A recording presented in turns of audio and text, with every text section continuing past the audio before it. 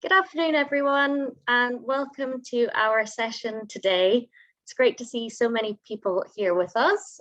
We've just got a few more trickling in, so I'll just give a brief introduction while we're waiting for some people. So my name is Kaylee Ewan, and I'm Plantlife's community scientist working in the Cairngorms National Park. And this talk is part of a series of events for Plantlife's Spring into Action programme. And this is in fact the very last webinar in this series, and we think we've saved a really great one to last for you. So today's session will be recorded, and if you've missed any of our other events as part of this programme, you will be able to catch up on them on our YouTube channel shortly.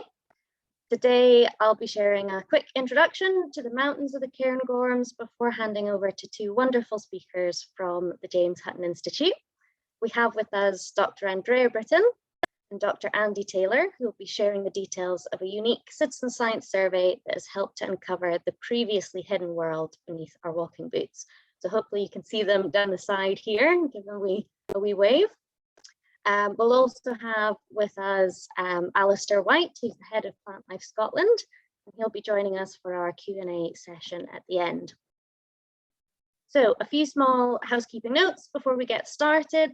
We have around an hour for today's presentations with time for questions at the end. There's a chat feature here in Zoom, which we'll be using to share a few links and things with you. And if you have any particular questions for the panelists today, please put those in the Q&A section, which will open up at the end for questions. So to start with, I would like to paint a quick picture of the Cairngorms for us. It can be found nestled in the heart of the Scottish Highlands, represented on our map today as a big purple blob. And this blob is in fact the UK's largest national park. And to really show off this scale, I'm going to drop some numbers for you. So this national park covers over 4,000 square kilometres, half of which consists of mountainous terrain. It comprises of a third of all land above 600 metres in Britain and is home to 5 of the UK's 6 highest mountains. And because of this special and dramatic terrain, the Cairngorms is classed as an important plant area, which is internationally recognised for wild plants. To the top of one of my personal favourite local mountains here in the Cairngorms, called Loch Nagar. There's one of 58 Munros in the national park, with the Munro being the name for a mountain in Scotland over 3,000 feet high. With such impressive heights, these summits offer the closest environment we can get to Arctic, Alpine, tundra and boreal conditions in Britain. So it's really something unique. At this time of year, it won't be surprising for a view looking a little more like this though. At these heights, snow can lie into late spring and amazing snowbed communities of plants develop, which have adapted to survive these really harsh conditions. You'll also find rare and unusual plant species scattered across the most unlikely ridges and bright and colourful fungi hidden amongst the high grassland slopes, like this blackening waxcap tucked in amongst the leaves of Alpine lady's mantle. And although these fantastic flora and fungi seem really resilient, their habitat is set to bear the brunt of climate change impacts. But in order to know how we can protect these areas, we first need to understand how this habitat is changing and where its greatest pressures lie. So what are we doing about it? Well, here at Plantlife, the project that I work on, called the Cairngorms Rare Plants and Wild Connections Project, is working to inspire local communities and landowners and visitors to the national park to take action for some of our rarest habitats and wild plant populations through hands-on conservation and also through citizen science. So alongside some of our work in Caledonian pine woods, in species-rich grasslands and waxcap grasslands, we're aiming to discover more about the celebrated mountaintops with the help of people power. And how exactly do we begin to even gain an understanding of these mountains with such a vast landscape to cover? It might simply seem impossible, but we're always up for the challenge. And so we're the James Hutton Institute. when we partnered up last year to trial a method of large-scale data collection across the park with an army of dedicated hill walking volunteers, a first of its kind study and citizen science effort. It's said that more living organisms can be found in just 1 teaspoon of soil than there are people on the planet. So it was decided that the best place to start would be below the ground and below the surface of the mountain summits, as what's happening here out of sight has an awful lot to tell us about what's happening on the surface. And with that, I'm going to pass over to Andrew Britton to tell us more about mountain fungi, James Hutton Institute's research, and what a summer of collecting soil samples was able to tell us about the environment.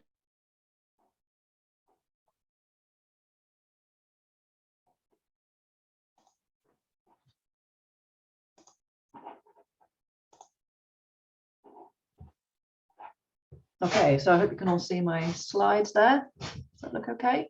Yeah, cool. Right, so we're going to tell you a little bit about what we were doing in this project. So I'm going to start off and give you some of the background to the project and what we did, and then my colleague Andy Taylor is going to talk you through some of the results that we got in a moment. Okay, so what are alpine habitats in Scotland? Well, anyone who's been for a walk in the mountains will know that topography is really their defining feature.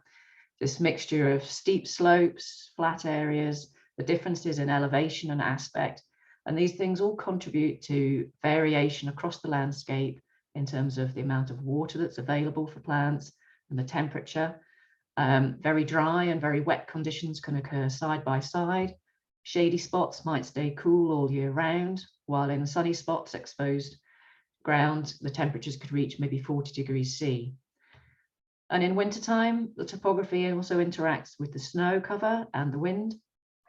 You have some areas where snow might lie very deep, and those can be sheltered and insulated from the worst effects of the winter low temperatures, whereas areas where the snow blows away are exposed to freezing conditions.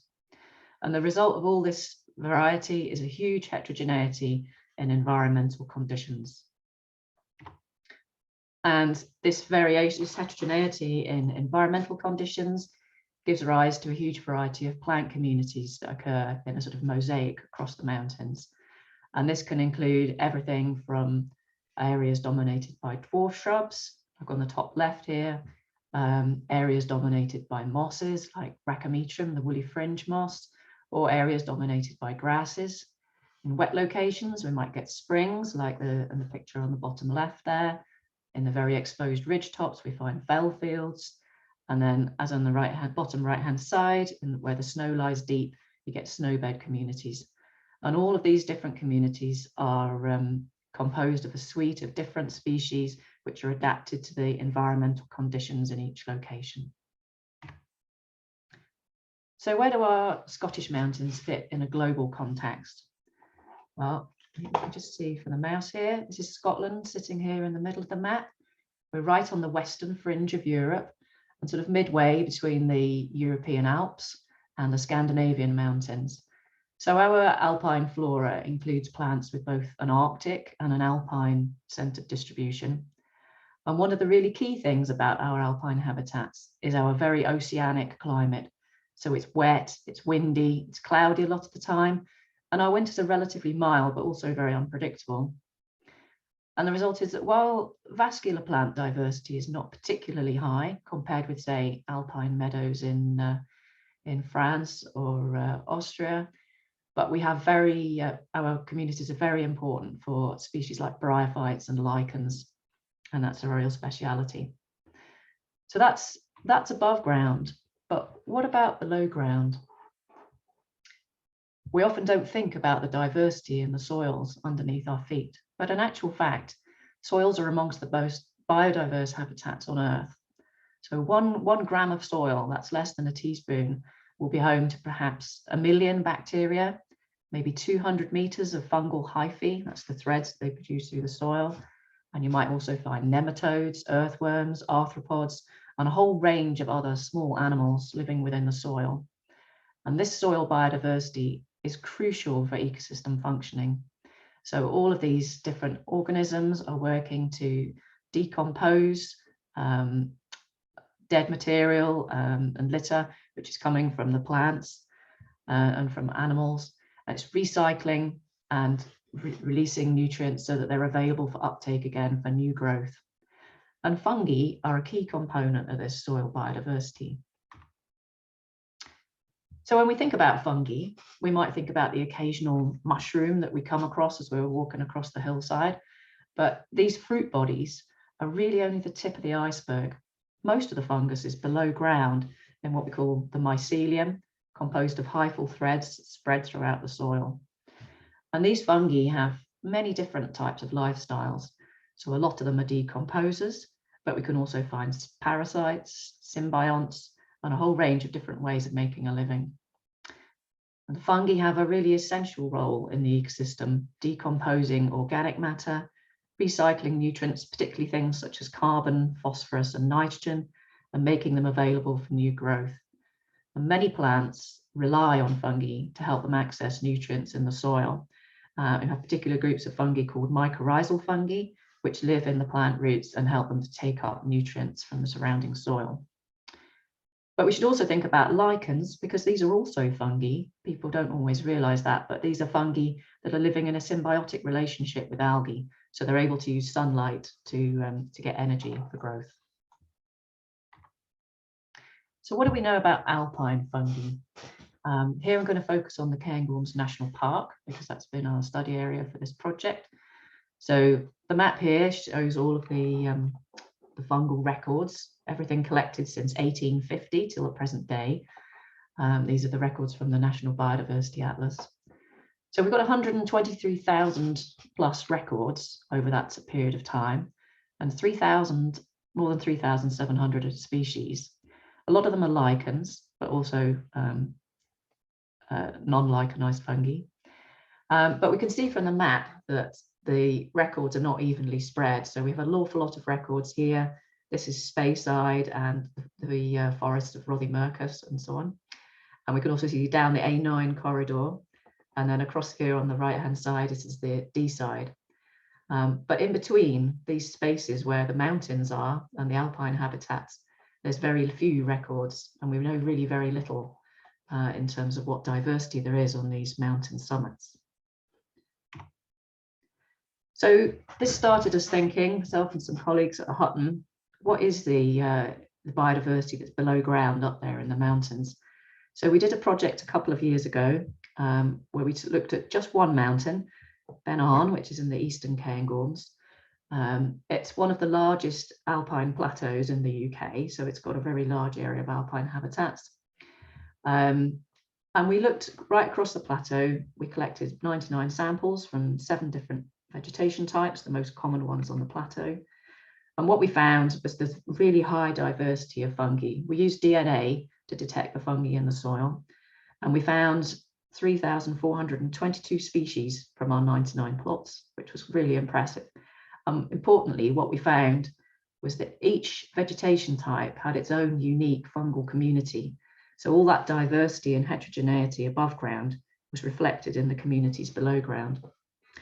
But all that was just one Munro. So that got us thinking, well, if that's one mountain, what about the other 281 Munros across Scotland? What might we find there? But trying to scale up to that scale is a real challenge, just because of the logistic difficulties in getting out and covering that kind of area to survey it. But we also thought, well, you know, the mountains are a really popular area. A lot of people are going there. A lot of people enjoy hill walking, and the numbers of mountain visitors are actually increasing at the moment.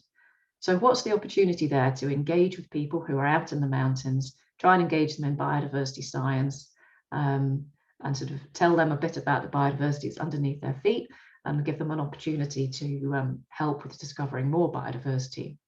So this is where we got together with Plantlife, with their project and focused in the Cairngorms. And we decided, let's see what we can do. We'll focus on the Cairngorms National Parks, 58 Munros within the park. That's like 20% of the total. Let's see what we can find. So we advertised our project on social media, and we reached out to local hill walking groups and people we knew. And we asked people to sign up for a Munro of their choice somewhere in the Cairngorms Park. And then once they'd signed up, we sent them out a survey pack with all the instructions for what they needed to do and the sampling equipment. We gave them a map of their Munro summits, which they'd adopted. And we gave them 3 locations that we chose that we'd like them to sample. And then when they were out, we said, right, climb your Munro, collect your soil from these predefined locations, and you can have one lucky dip. So choose a spot that you think looks interesting, maybe where there's some different looking plants growing or something else that makes it look like there might be something different going on under the soil. So they did that and then returned their samples in the post along with a recording form giving details of where they've been, and also uploaded a photograph of the vegetation at each of the sampling plots. So how did the survey go? It was absolutely fantastic response, actually. It was way better than we anticipated. We had 73 participants who in total volunteered 477 hours. So it was an amazing input, really good. We managed to cover 55 out of the 58 Munros in the park. We had 1 or 2 where the weather beat us back at the last minute. We didn't quite manage the full set, but that was fantastic. And we received a total of 219 samples. So it was a really huge effort. We're really grateful to all the volunteers who got involved. That was really great. I mean, just to put it in numbers, we calculated that people had hiked a total of 890 miles. So that's Aberdeen to London and back. The amount of elevation climbed was somewhere in the region of 57,000 meters. So that's 6.5 Everests, or halfway to space, if you want to put it that way. And they probably consumed somewhere in the region of 114,000 calories burned. So that's 1,100 bananas. So it's a great way of keeping fit as well as doing science. And the feedback that we got from our volunteers was really great, actually. Lots of people really had a good time while they were out doing their sampling. People said it was really nice to be able to visit a familiar place for a different reason, chance to get involved and have a chance to contribute to biodiversity science. Lots of people enjoyed just being out and combining that with doing a bit of science at the same time. And there were lots of opportunities as well to talk to other people while they were out in the hills, sort of meeting other people wanting to know what you're doing there on the top of a mountain with a teaspoon and a tube scooping up soil. So what did we then do with all those samples and the data that came back? So everything was sent back to us in the post. We went through all the data, we checked all the location information, and we calculated the altitude and aspect of every plot. We looked at all of the photographs and we used those to identify all the plants that were present on the plots and to assign each of the samples to a vegetation type.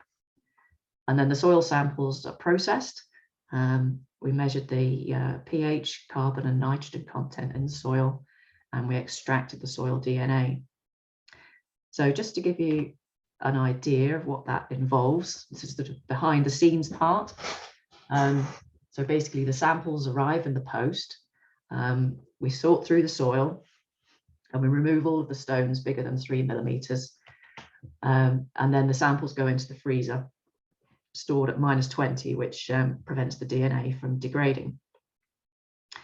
So then once we have a batch, we then have to mill the soil to a powder. And we do that in this special, basically a glorified coffee grinder, where we mix the soil up with liquid nitrogen. So it's like nearly -200 degrees C, so it keeps it frozen while it's being milled. And then we grind it up to a powder. So you have this tiny little bit of soil here at the end of the day, which is just a powder. And then we split that into 2 parts. One part goes off and we use that to measure the amount of carbon, nitrogen in the soil and to measure the pH as well. And then in the other part, we use that to extract the DNA. So the powdered soil is mixed up with chemicals to extract the DNA, and basically it's pulverized and then spun very fast in the centrifuge here. And then we take off the liquid part of the sample, which then includes the DNA. And we check each of the samples to make sure that we've got enough DNA in that extract to analyze it. So once we've got all our samples prepared, They then, at this point, they then go off to a lab in Germany, a commercial lab, and they then use a technique called PCR. It's the same thing that you use for all these COVID tests that everyone's been doing. That amplifies up the DNA, so it increases the numbers of copies in the sample. And then that DNA sample is then put into a machine like this one, which is a DNA sequencing machine. And basically it reads each of the little fragments of DNA so that we've got a whole load of sequences for our fungal DNA. And we then receive a huge load of data back from the lab, which we then have to process. So now my colleague Andy is going to take us through what we do with the data. So let me just hand over. Okay. That's the right one. Okay, can you hear me okay? Thumbs up. Super. Okay, thanks, Andrea. Thanks for the introduction there. So we thought it was important that you get an idea of what we actually do with the sample. So Andrea's run through the lab processing, but I wanted to explain a bit more about the approach that we take to gather information about these very species-rich communities. So the approach we take is called barcoding. And I'm just going to show you a very simple explanation of what that actually means. Basically, it derives from our ability to take DNA from a single, there we go, from a single organism. We extract the DNA, and then we basically create a small fragment of that DNA, which we can then use as a barcode. And that fragment is unique to that particular organism. Okay, so from every single organism, we can take out the DNA, we can amplify up a small fragment of that, and we can use that unique fragment as a barcode. And that's great when you've only got one organism. But if you take the soil, it's full of organisms, as Andrea said, immense numbers of both individuals and species from all sorts of groups. But we can extract the DNA from the soil, and we end up with a fantastic mix of these barcodes, which we then have to read, or we need to sequence them in order to be able to say what is there. Okay, so we take all the DNA out of the soil, we amplify up the bit we're interested in, and we get this huge mix of barcodes, which we then somehow have to identify. So every single barcode that we get back can potentially represent a separate species, and we need to be able to identify what that barcode represents. Okay, and we're lucky in that there are global databases like this one we use here. It's the Whyte database, and it's full of reference sequences, which we can then compare our environmental barcodes with the reference material. And if we're lucky, we get a name back for the individual barcodes. And I'm saying if we're lucky, because as you'll see, a huge number or a high proportion of the sequences or the barcodes that we get back cannot be given a name, unfortunately, because the names are just not in the databases. There's still a huge number of unknown fungi out there, and as yet they're not in the databases. So give you an idea of what we got back from this particular study. The number of barcodes that we got back is really impressive, and it's over 4 million, just over 4 million barcodes that we got back.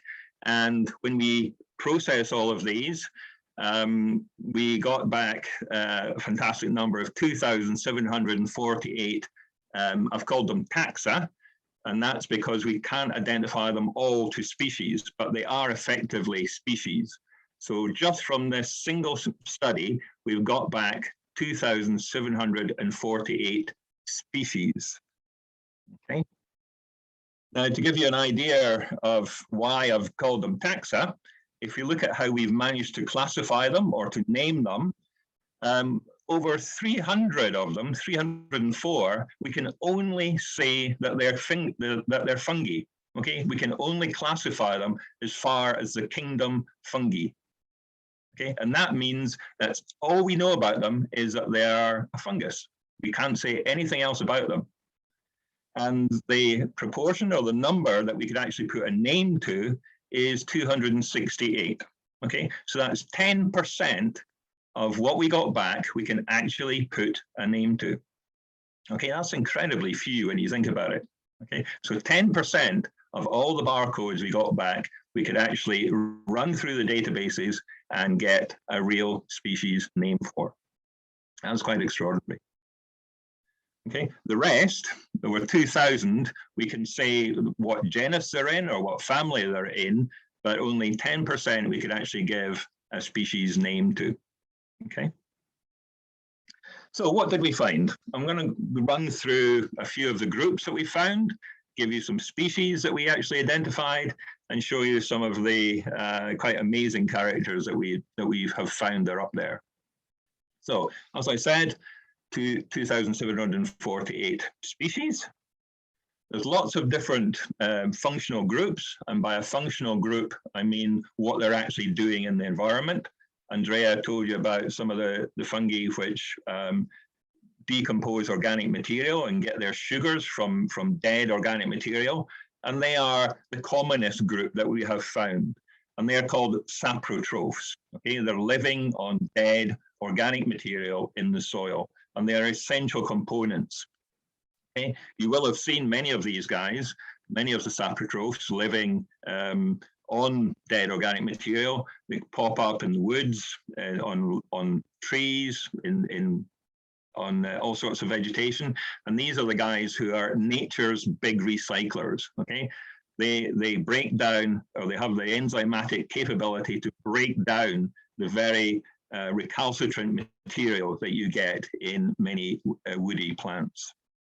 So many of them do produce fruit bodies, but the great majority of them actually basically exist as mycelia in the soil. And the mycelia is the main component of most of these fungi, these long tubes, these hyphae, which grow through the soil. And that's what they look like, long tubes burrowing their way through the soil and breaking down organic material.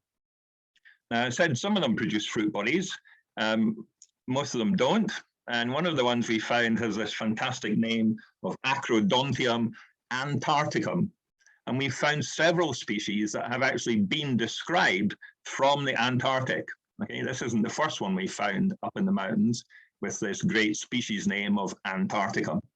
And it gives you an idea of the conditions that are actually experienced in the mountains in Scotland, that we have this situation where we got many of the species that have been described from Antarctica are actually up in the Scottish mountains. And that's one of the features of these hills. They're great.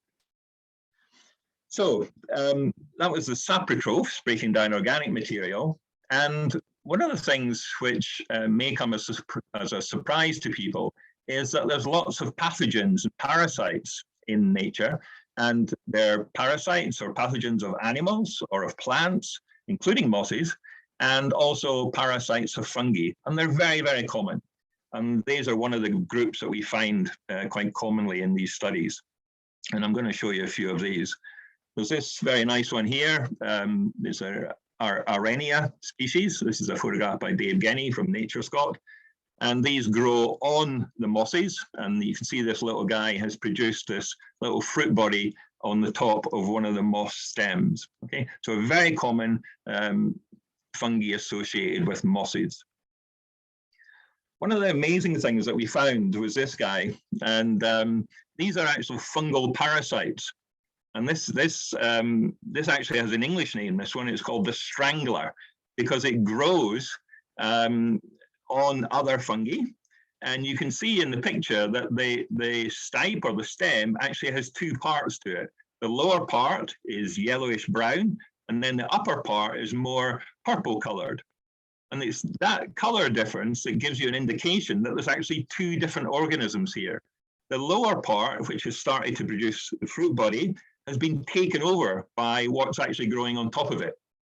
And this is a very strange group of fungi, and all of the species in this particular genus, Squamanita, actually have this weird ability to take over other fungi and to basically capitalize on the stem which the other fungus has produced, and it produces its own fruit bodies on top. It's a very, very odd thing. So we found that, and there was one previous record for this guy from Rothiemurchus, so it's in the same area, in 1957. Okay, that's the sole record for that species in Scotland before we started doing these kinds of studies. And we've actually found it in other studies that we've been doing up in the mountains. So it's nowhere near as rare as what we thought. And it's a really good example of how little we know about the distribution of soil biodiversity. And there's another really interesting result from this particular project that we've just done with all you guys, because there is another Squamanita species up there that we can identify as a Squamanita, and it's very similar to the one in the picture here, which is Squamanita odorata, but it's not the same thing. So there's a species of Squamanita up in the mountains that has yet to be described. So if anybody's up there and they come across anything that looks like this, you may well have found an undescribed species. And if you like, you could describe it and publish it, and you could call it whatever you want. You could name it after your mum, for example. Okay, so these are some of the amazing things that we can find when we're doing these studies in an environment that you think we should know a lot about, but we know incredibly little. So I can tell you, some of us will be up looking for this guy next, or this year, in fact. So that's Squamanita. Those are the parasites.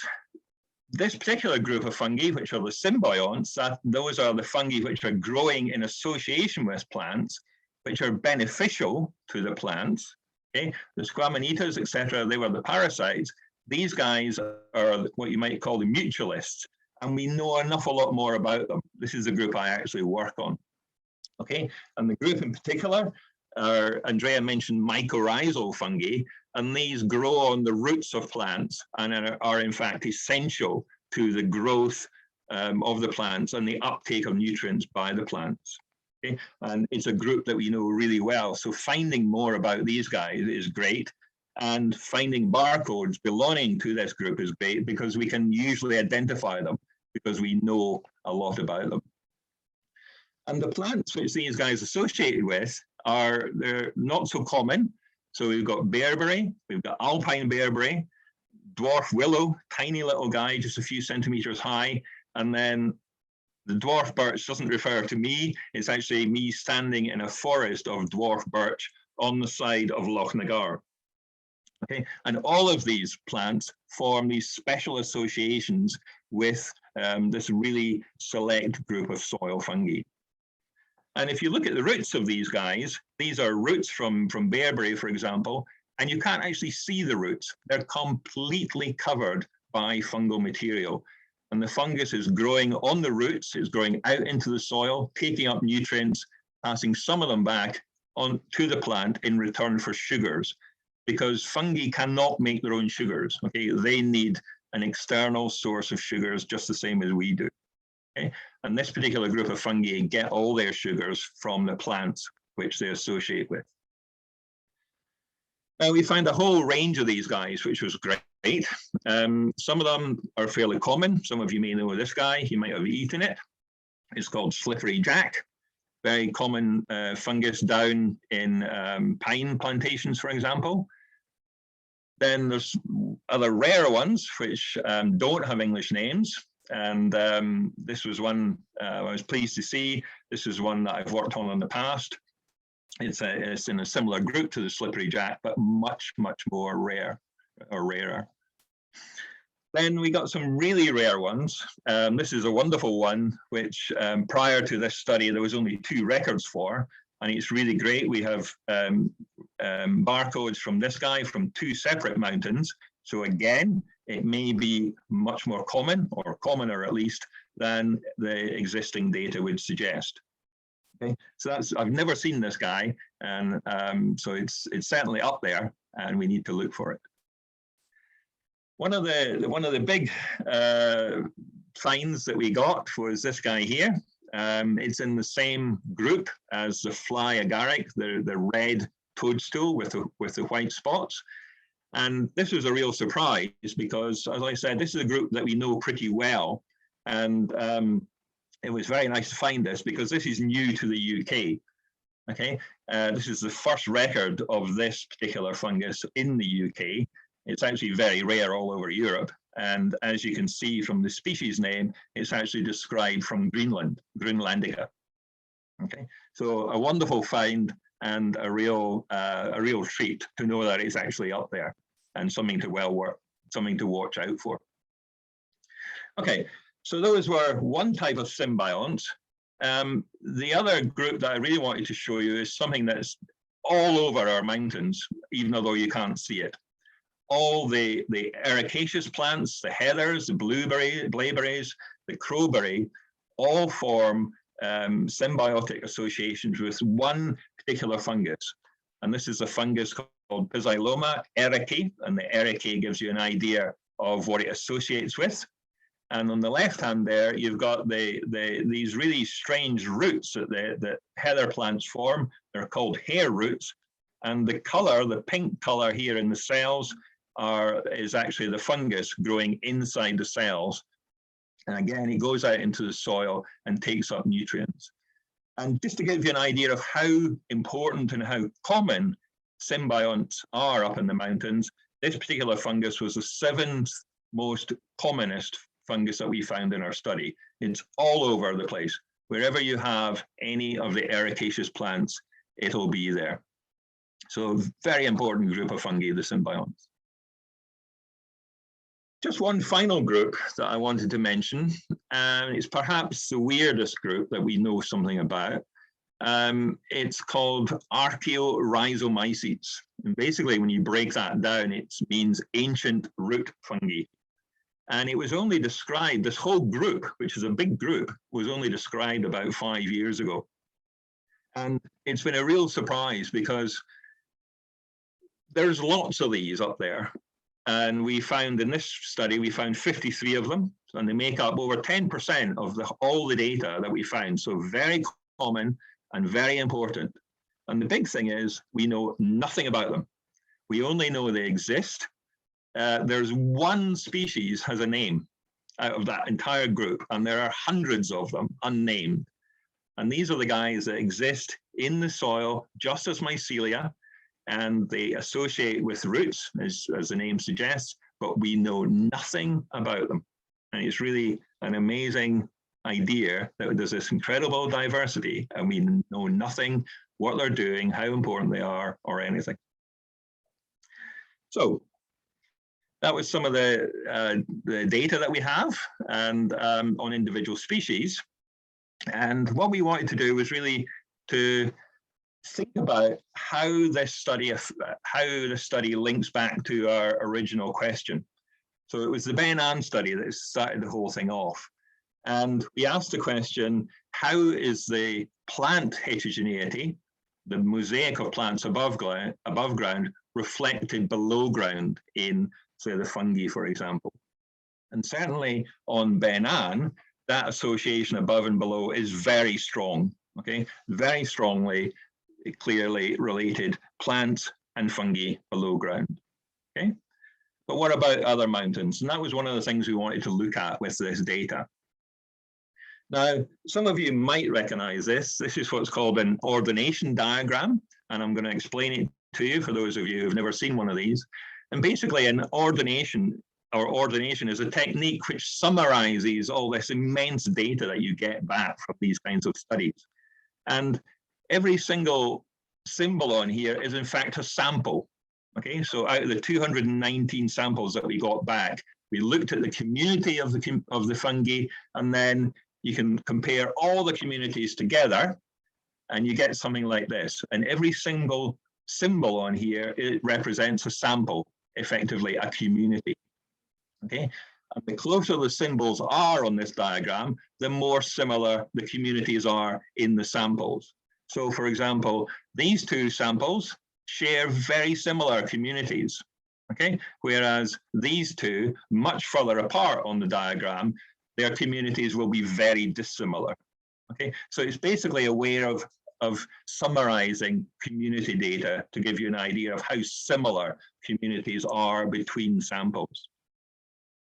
So just to give you an idea of how the communities came out across our three main vegetation types, here's the grasslands, here's the moss heath, and here is the shrub heath. And you can see there's some overlap between them, but effectively, if you took the middle of all those ovals there, they would be quite distinct. Okay? So we've gone from looking at communities on one mountain to looking at communities across 55 mountains. And basically, you can see that the communities are faithful above and below ground. And that's really amazing, because we've gone from a small scale to a huge scale of 4,000 square kilometers. And basically, above and below ground is really interlinked. I can add in all the other types of vegetation that was sampled, and you can see that most of them lie within the three ovals. Okay? There are very few outliers that really stand out, even from springs or fell field. They are fairly similar to the communities from the three main vegetation types. Of course, we need to sample a lot more of them just to see how true that is. Okay, so it just goes to show how similar the vegetation is and the communities are. So just a summary of what we've done. As Andrea said, we had 73 participants. We ended up with 2,748 fungi. That's 38 fungi per person. There was an average of 80 species, 80 fungal species in a sample. And if you're wondering where the most diverse communities were, it's on Ben Vian. I hope I said that correctly. Okay, so 358 species from a single mountaintop. Okay, and bear in mind that's from 4 samples. So this whole study has hugely increased our knowledge of alpine fungi, not just in Scotland, but globally, because this is a unique study. I don't know of any other study like this. It's been a fantastic study involving people power, I think Kaylee called it. So where do we go from here? We've got to analyze the data further to see what factors, because we collected soil factors, we have environmental factors, and we need to look at to see what factors are affecting fungal communities. And then what we want to do is to sample all the rest of the Munros, and that's our plans over the next 2 or 3 years. So please watch out for the projects on social media, and you'll be very, very welcome to take part in them. So just a huge thank you to everyone who took part in the study in any way, and it's really been a fantastic experience. And thank you so much for getting us all these samples and allow us to look at these amazing systems.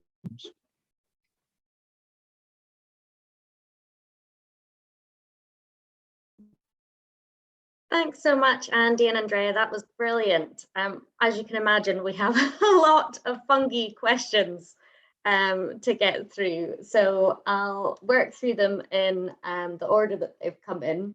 The first one was quite nicely tying onto your message at the end there, Andy, about how to get involved. So someone was saying that they wish they'd seen how they could have gotten involved with this one. Are there any opportunities coming up in future? So I guess for us here at Plantlife, this is the kind of first stage in exploring more about these mountaintops for us. So there'll certainly be more activities that we'll be running for volunteers across the mountain environment. So there's a few different ways you can kind of keep in touch with that. I'll put some links in the chat for that. So we've got our Plantlife regional newsletters where we'll be sharing any kind of big activities like that coming up. And we've also got, for our project in particular, we have a volunteer registration page, which is where we list all of our upcoming activities. So I'll pop some links in the chat there for you. But Andy, Andrea, is there anything else you'd like to add on to that in terms of keeping in touch with the Hutton Institute's work? Yes, we are hoping. We've just got some funding to try and extend this project across all the Munros in Scotland. So that will probably be happening not the coming summer, but the one after. So I think, yes, just keep your eyes peeled on social media and things like that, and hopefully we'll get some information going about that soon. Brilliant. Right, so yes, lots of questions in terms of the different species that came up. So one of the questions was, is the barcode method that you'd used sensitive enough to pick up species that are present in the soil sample as a spore, or do they have to be growing with mycelia? I can probably take that. They're very sensitive. They certainly pick up spores, and that's actually one of the drawbacks, because it would be good to know who's active in the soil, and there are approaches for doing that. We can pull out DNA from active fungi and differentiate those from, say, those which are just existing as spores. But it's much trickier to do that, and it's good to know sometimes everything that's there. So that's the approach we've taken, and it's certainly much easier to do it. It's one of the big questions which has been thrown up by the Ben Ann study that we did, because we were finding a lot of, I mentioned the ectomycorrhizal fungi growing on those 4 plant species. We're finding them elsewhere, and I don't understand what they're doing. Whether they're just there as spores or whether they're active, I don't know yet, but it might challenge what we know about them, which would be amazing. Brilliant, thank you, Andy. Another question was, you talked about Antarctic species, and someone asked, were there any species from the Arctic Circle which came up? Yeah, I can take that one. Well, certainly the Greenlandica, the Amanita greenlandica, that's certainly north of the Arctic Circle. There's a whole suite of what you might call Alpine Arctic fungi in Scotland anyway, and they occur in the Alps and right up through Scandinavian Alps. So there is a community of alpine fungi up there. We have fungi that I've seen in Svalbard as well. So, but there's no, I can't think of any of those fungi that only occur in the Arctic.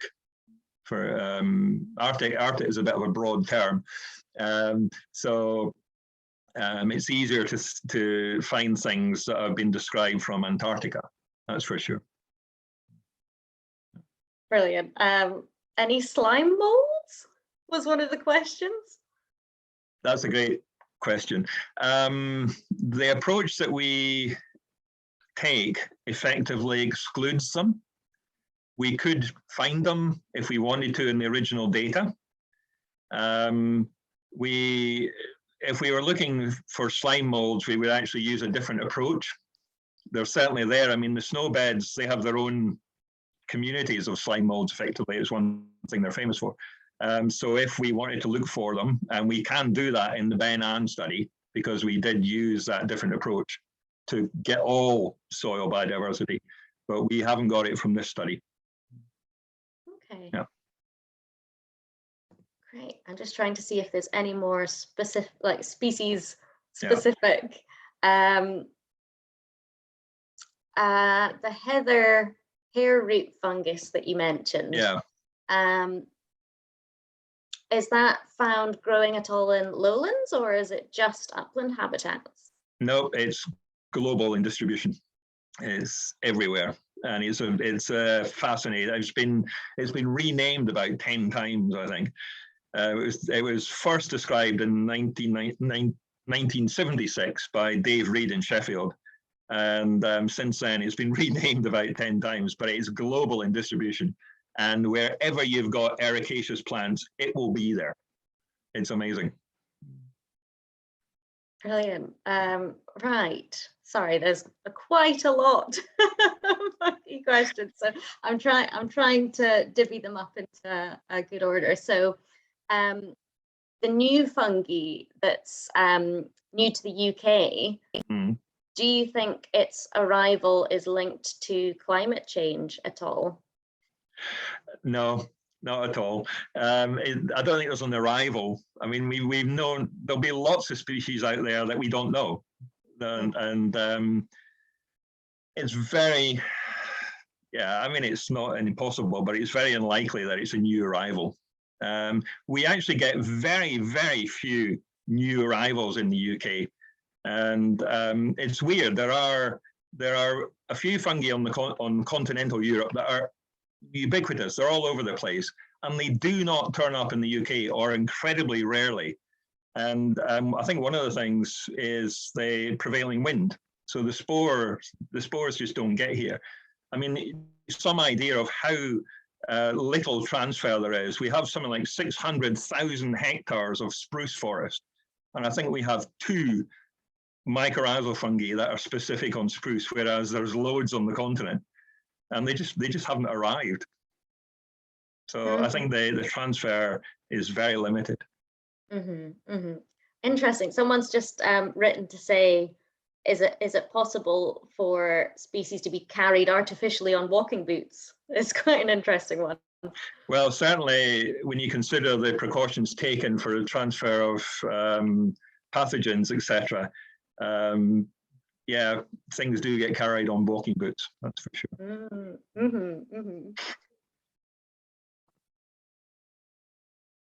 Great. And so out of the fungi that couldn't have been, that wasn't identified, there's a message about waiting for fruiting bodies to make an ID and whether that's a possibility. Oh, sorry, that was the question. Yeah. Well, I suppose it's at the scale that we've done the study, it's possibly too big a task for the ones that haven't been identified, I would imagine. Yeah, I would suggest that the great majority of them, or a good proportion of them, are likely to be fungi that don't produce fruit bodies. So it doesn't matter how long you wait, that's not going to help, unfortunately. I mean, the databases are we've only described something like between 2 and 5% of fungal diversity. So even if you find fruit bodies, you might need to describe it as a new species anyway. I had a student a couple of years ago looking at Alpine fungi, and she found 32 new species, undescribed species, as fruit bodies, not below ground, but as fruit bodies. So there's a huge number out there that are still undescribed. Wow, lots still to discover. Yeah. Great. In terms of scaling up, there's a few questions about where and how that might work. So in terms of talking about the geology of the Cairngorms in particular, when you scale up this work to other parts of Scottish Highlands, do you expect any differences in the community of fungi as you move east to west or south to north, or under different geology? That makes sense. Yeah, I think that's something that's one of the reasons why we'd really like to scale it up to across the whole of Scotland, or maybe the whole of the UK. One of the things with the Cairngorms, it's a very discrete area, but the geology is very sort of similar across a lot of it. So you've got this sort of huge areas of granite, big granite pluton, and the soils are quite similar across a lot of it. Whereas when we go across to other mountain regions, you know, you've got Torridonian sandstones up in the west. You've got base-rich areas like Ben Lawes with limestones and schists. And though, because particularly where you get differences in pH, there's chances to find, you know, a different suite of fungi. So it would be really interesting to look at those areas, give us a much better picture of what the variety might be. I mean, as well, we've got the differences in climate. So, you know, as you go across to the west, it's much wetter. As you go down to the south, you've got sort of warmer conditions as well. So yeah, it would be really nice to get a proper picture of the whole thing. Definitely. And in terms of potential applications of this research and this data, how might that benefit habitat restoration projects? So this is maybe something that Alistair can help jump in on. But for us on the current Cairngorms Rare Plants and Wild Connections project, really this is working, I guess, almost as like a baseline study in terms of collecting data. And hopefully over time we can build on that, and that will provide information to people like the Cairngorms National Park and land managers as well. I don't know if Alistair, you want to add on that at all? Well, I just been thinking as Andrea and Andy have been talking, and actually, and I think this question might even be from Sarah, who's involved in mountain scrub stuff.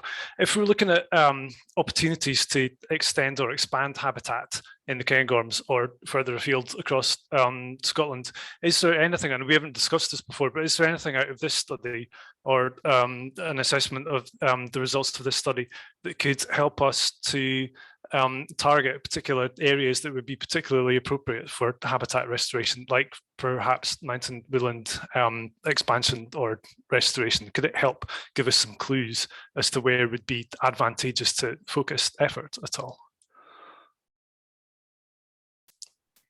Yes, I mean, Andy might want to jump in here later, but one of the key things here is a lot of these fungi are actually symbiotic with things like the willows and stuff. So they're actually important for those species to get established. So one of the things that we can get from this baseline is just to get an idea of the distribution of species.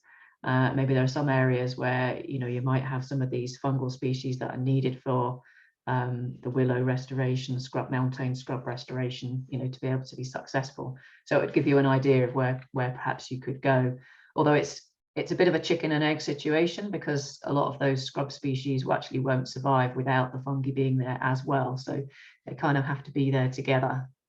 But that's one of the things that you could get out of the study. But generally, it's a really good way of getting a sort of a good baseline idea of what the diversity is across the Cairngorms. You know, are there certain areas that are particularly important for some groups of fungi? You know, what areas perhaps should we be targeting for conservation? Because until you've got some idea of what's where, you've got no way of really deciding where you should focus your efforts. Brilliant. We've also had a question about how are we planning on measuring the effect of climate change from the data? So I don't know if you want to speak a little bit more around the kind of environmental data that you're going to be taking a look at next. Yes, so we've got, for all of the plots, we've got the locations, and we've also got soil chemistry information. So as I said, we've measured the carbon and nitrogen content of the soil and the pH. And because we've got the location data, we can use that to pull out information on climate associated with each of the different sample points. So that lets us explore a little bit about what factors are controlling the distribution of the fungi. So that gives us a starting point where we can sort of see how the fungi are distributed according to climate, and then we can think about what the projections are for climate change, and then we can make some sort of predictions about how that might impact the fungi. The other aspect of this is that if you have a baseline in a survey like this, we know where all these locations are, where we collected the soil samples from. So you could go back in sort of 10 years time or 20 years time, and you could look to see how the communities are changing by collecting samples again. So it gives you something to measure against. Brilliant, thank you, Andrea. A couple more questions about future plans in terms of extending the survey. So you're thinking the whole of Scotland next. There's been a couple of questions of, will it ever come to the mountains in Northern Ireland? Will it ever come down south? So I think everyone's just wanting to get on board where they are. which is great. So I don't know if there's anything you want to add on that. Obviously, it's big. It's a big survey to take on, was the Cairngorms one, and Scotland is the next biggest. Yeah, I mean, certainly it would be brilliant to cover the whole of the UK if we could. And if there are people out there who are prepared to collect some samples and send them to us, then you know, we can include those in the mix. I mean, we have a limit on the number of samples that we can actually sequence because of the cost of the sequencing, but as long as we can fit them in within our budget, then yes, I'm quite open to any offers of samples from around the UK. Fantastic. And I think we've got time for just one more question, which was, and this was from one of the volunteers that took part, was there any interesting insights from the lucky dip samples in particular?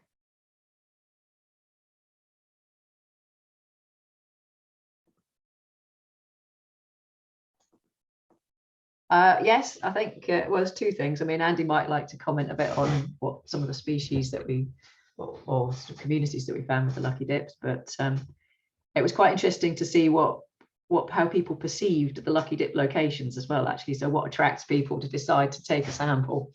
So we had quite a few from underneath sort of patches of cladonia crusts and things like that. A quite varied set of samples.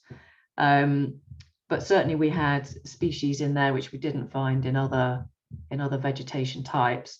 And when we've been looking at the samples from Ben On, so some communities, things like snowbeds, have a very specific suite of fungal species associated with them that you don't find elsewhere.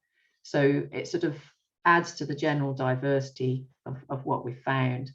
But at the moment, we've only had the data for a few weeks, so we know we've looked at the sort of majority communities the most so far, and we need to have a bit more of a dig into exactly what we found into the lucky dip samples as well, just to see if there's any really interesting species that have turned up there. Yeah, fantastic. And yes, that's worth saying, is that this is just brushing the surface in terms of the data that's come through so far. So there's still lots to work through and lots to learn. So I'm sure we'll have plenty updates in time coming from this project. So if you'd like to keep in touch, like I say, you know, we've got newsletters and whatnot that you can sign up to, where any big updates will be shared. And of course, those that took part, you'll have heard from me via email before, so you'll continue to hear as those further results come through. So I think that's all we have time for today. So thank you very much to Andy and Andrea for joining us today, and for everyone taking some time out of their lunch to come and sit down and learn about the mountains.